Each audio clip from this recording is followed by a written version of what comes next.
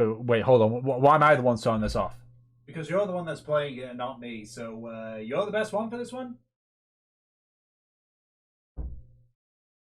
Really? That's the first one on the list?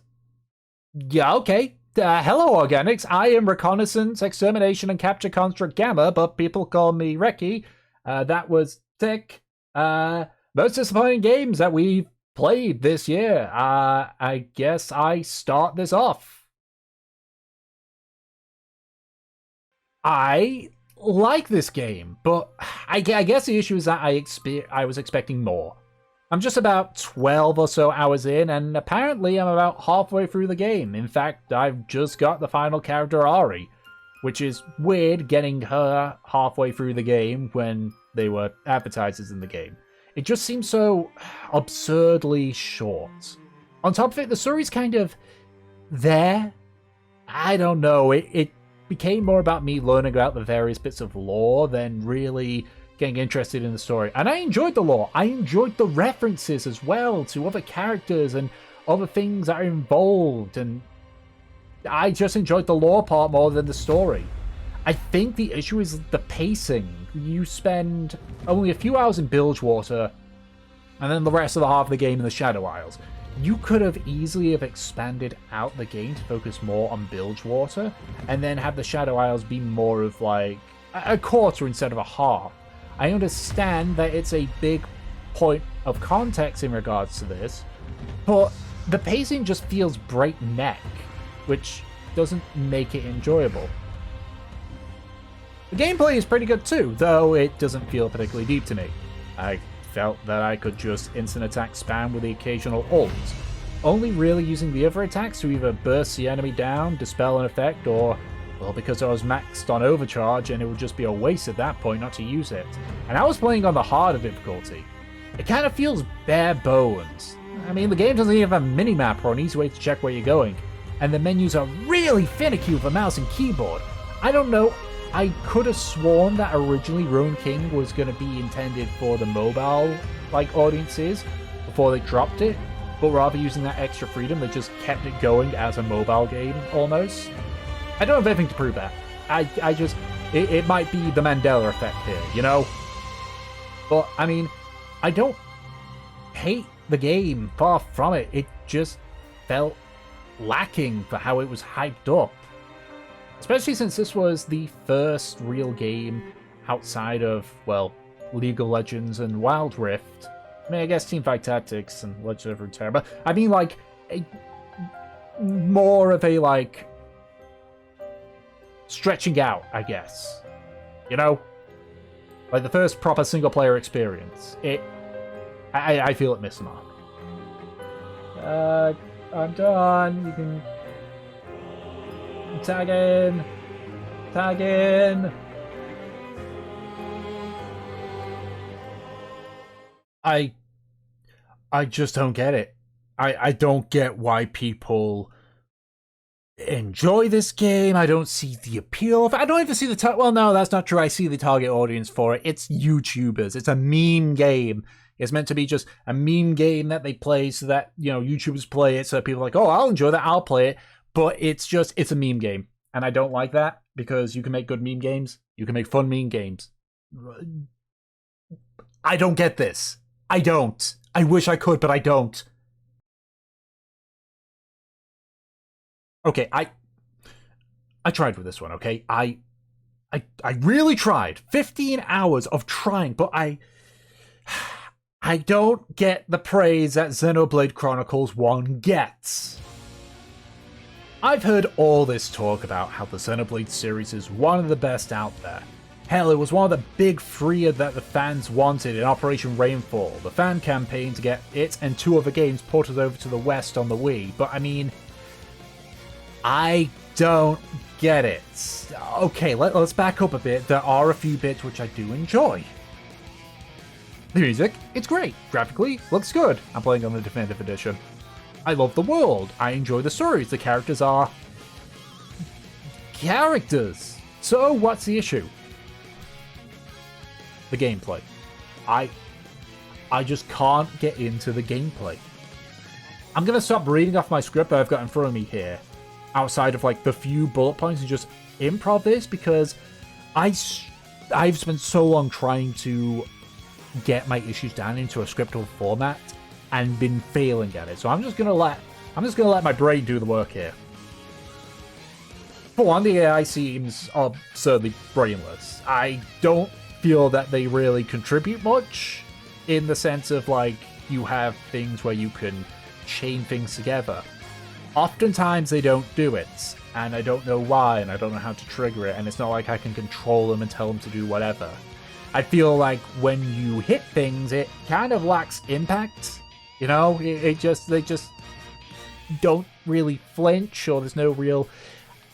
It feels it lacks impact. I don't think there's much strategy outside of just choose the attack that's got the exclamation point on it, and you will be fine. The Monado buff for the Necrons. I hate that you have to constantly do it. A friend has told me, later on down the line you don't have to, but that doesn't excuse how frustrating it is to begin with. Putting in a deliberate frustration feature is not a good idea if you ask me. I struggle to see the use in the chain attack, since the party seem to deal that amount of damage on the regular. There's only been one occasion where it's done a complete loop around and allowed me to attack again. And the big one, which I think is a valid point regardless if you like the game or not, is if the leader dies or one that you control, your game over. You head right back to the checkpoint. That is stupid. That is stupid in any game. I don't like it. And look, I also get as well that this is a JRPG. But the side quests, my god, they are just find item or kill enemy. Those are the only ones I have seen, and there are so many of them. Originally, I intended to go through them to ensure that I wasn't going to be underleveled like I was in Chrono Trigger, but the game throws so many quests at you, I just gave up on it. To the point where it's like, I'll deal with it later. By later, I mean never. I want to enjoy this series, but it is not doing me any favors. My experience with the Metroid series boils down to playing an hour of Super Metroid, an hour of Metroid, and playing Samus in the Smash Bros. Series. This means that Metroid Dread was my first experience into the franchise proper. And to begin with, it seemed fun. The exploration was cool. The scene was nice, even if it was underground. I do think I enjoy Metroidvania games. I've played Shantae, and I absolutely adored playing Castlevania Harmony of Despair on the Xbox. I wish they would bring that over to PC, but two big issues showed up with Metroid Dread. The counter and the Emmy. The biggest of the two issues is the counter.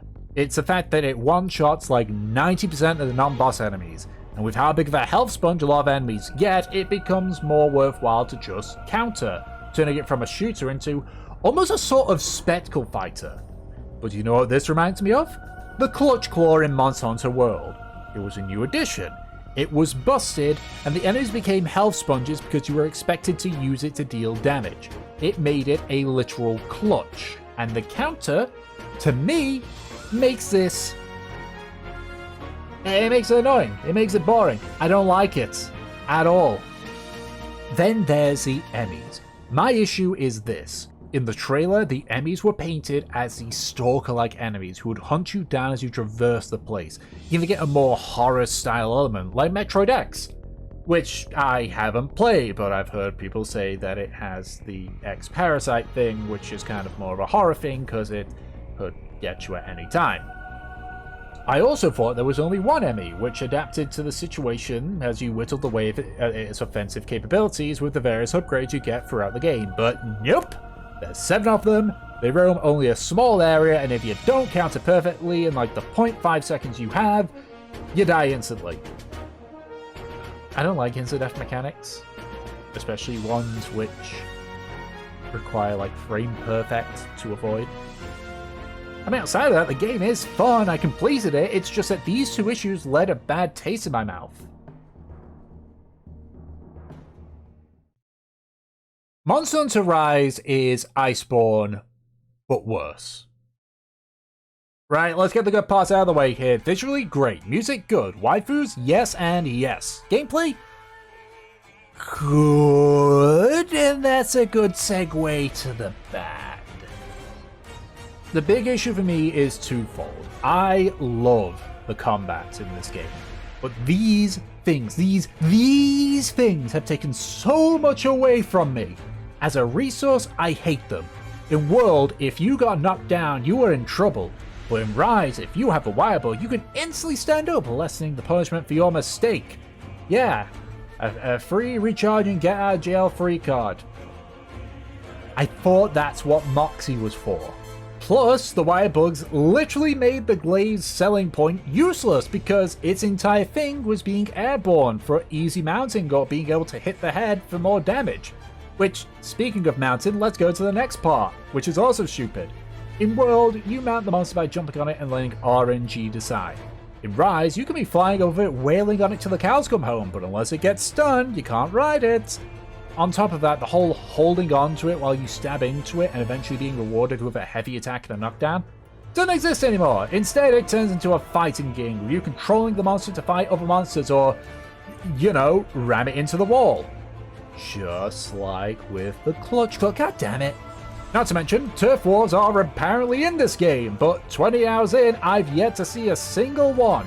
Okay, sure, they were more of a spectacle, but they were cool to watch. And now we don't have any of them. Or we do, but much later on. Next is the story, and it's just, after you beat the flagship, I stopped caring. Look, World had a drive to keep going, with the questions of, why does the Great Migration happen? And after sending Zora Magdaros off, you still don't have the answer. You still have that objective. Here it's like, you killed Magnagalos, I think is the name, who attacked the village, and okay, now what? Now what? I don't know if maybe this was done by a B team or it's just because it's on the Switch so it had limitations, but it feels like such a downgrade. Give World some credit, it lacked some endgame content, but it felt like it had more potential than Rise does. You wanna know how to make a good modern Monster Hunter game? Take the Clutch Claw out of World, stop them being hell sponges because of the Clutch Claw, release it with a shit ton more monsters. There's a reason World is, I think still is, the most sold Monster Hunter game. Because it was damn good. When I decided to do this, end of year countdown, I used the word disappointed specifically because of situations like this, where I find a game to be very, very enjoyable, but it's still a disappointment to me. This was the case with Subnautica Below Zero last year, and Monster Hunter Rise Iceborne the year before. Both of these games I enjoy and still do, but they were still a major disappointment for me for various reasons. Iceborne with its dependency on the Clutch Claw, and Below Zero simply because it was a weaker Subnautica when the sequel is meant to improve upon it. So that is why Survivors of the Void is on this list. I love Risk of Rain 2. There's a reason it was on my best of 2020 list. But maybe I've just never seen a roguelike expansion or just been spoiled by other expansions before, but this doesn't feel like an expansion to me. The expansion gives you around 5 stages, some items, 12 new enemies, 2 survivors, and a horde mode. Honestly, I was expecting more for a £10 price tag. Not to mention the expansion featuring the Void, it's not really the main focus. Sure, you have the survivor Void Fiend, but most of the enemies aren't Void related. Only 2 enemies and 1 boss. Of the new stages, only 2 of them are actual Void levels, requiring you to go through a somewhat secret gauntlet level. Even item-wise, the Void items are outnumbered by normal items, though this isn't as big as an issue, given that the Void items have a unique mechanic. I think to me the big one is the survivors though. We get 2 in an expansion. Look, I'm not asking for the roster to double, but more than 2, especially when they were fine giving us Bandit for free a few months prior to its release. Hell, Bring over some of the fan favorites. Give us like, I don't know, 4 to 5 survivors with a mix and match of new and returning ones or something. Make the void more prominent with the enemies used. They said 2022 was going to be a big year for the studio, and I mean, if they decide afterwards to announce Risk of Rain 3, yeah, I'd probably get it, but I still say it would be stupid to abandon Risk of Rain 2.